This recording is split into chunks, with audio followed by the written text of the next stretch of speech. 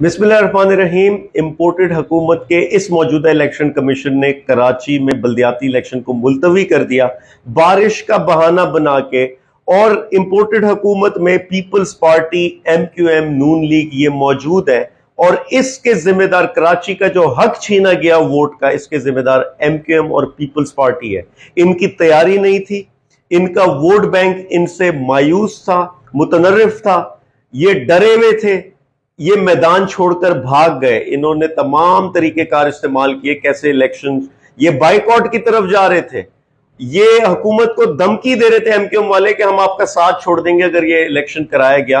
तो फिर आखिरकार इंपोर्टेड हुकूमत शहबाज शरीफ ने दबाव डालकर ये इलेक्शन मुलतवी किया। और इस वक्त इलेक्शन कमीशन ने आज ऑफिशियल बयान दिया, अपने टिकर्स जारी किए मीडिया चैनल्स में। रिटन उनका स्टेटमेंट है कि जमाते इस्लामी के नाइब अमीर और इलेक्शन इंचार्ज ने 18 जून को हमें दरखास्त दी थी कि कराची का बल्दियाती इलेक्शन मुलतवी किया जाए।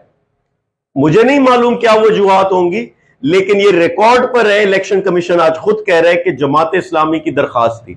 और ना सिर्फ बल्दियाती इलेक्शन बल्कि NA 245 जो आमिर लियाकत की नशिस्त थी, जिस पर अब ज़िमनी इंतखाबात होने जा रहे हैं, उसका भी जमात इस्लामी ने कहा कि इसको भी मुलतवी किया जाए। वो जगह, वो नशिस्त जहां जमात इस्लामी पार्टिसिपेट ही नहीं कर रही और वो दरखास्त कर रही है कि इसको मुलतवी किया जाए। मैं कल से सुन रहा हूं कुछ सियासी जमातें वो PTI पे इल्जाम लगा रही है कि ये इन्होंने दरखास्त दी थी इलेक्शन मुलतवी कराने। कोई अकल नाम की कोई चीज है? ये अहमकों की दुनिया में PTI के लिए इस वक्त सबसे ज्यादा जरखेज माहौल था। हम डोर टू डोर कैंपेन में जहां जाते लोग अपनायत करते, लोग हमें कहते हैं हम आपके लिए कैसे वॉलंटियर करें। लोग पोलिंग एजेंट बनना चाहते खुद से। मेरे घर पे, मेरे ऑफिस पे लोग आ रहे, फैमिलीज आ रहे कि हमने पोलिंग एजेंट बनना, क्योंकि इस इंपोर्टेड हुकूमत की धांधली को रोकना है हमने।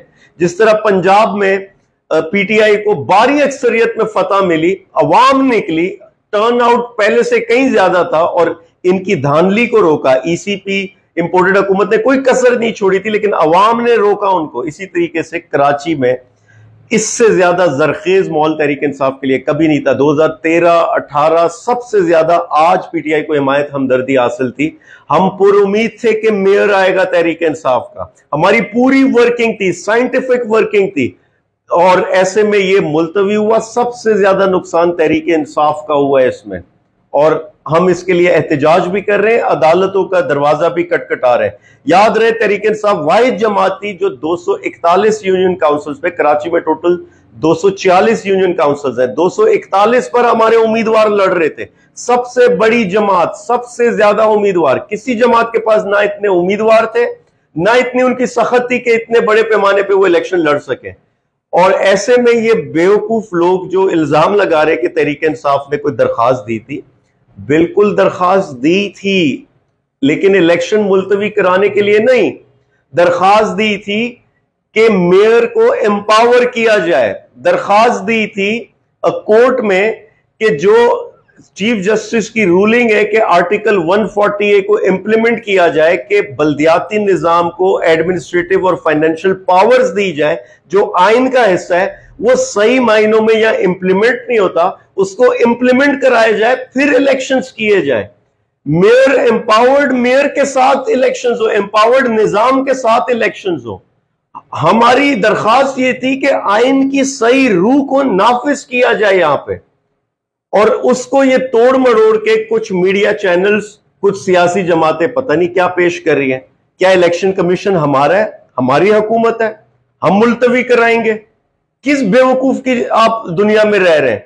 जो तहरीक इंसाफ पे इल्जाम लगा रहे हैं, क्या ये अवाम इस चीज को सब अपनाएगी, इस बात को, जिसकी हुकूमत ही नहीं है, जो ऑपोजिशन में, जो लड़ रही है इन चोरों से, इन बैरूनी साजिश या मुदाखलत के प्रोडक्ट से लड़ रही है, जो सड़कों पर, जेलों में जा रही है, सड़कों पर लड़ाई लड़ रही है।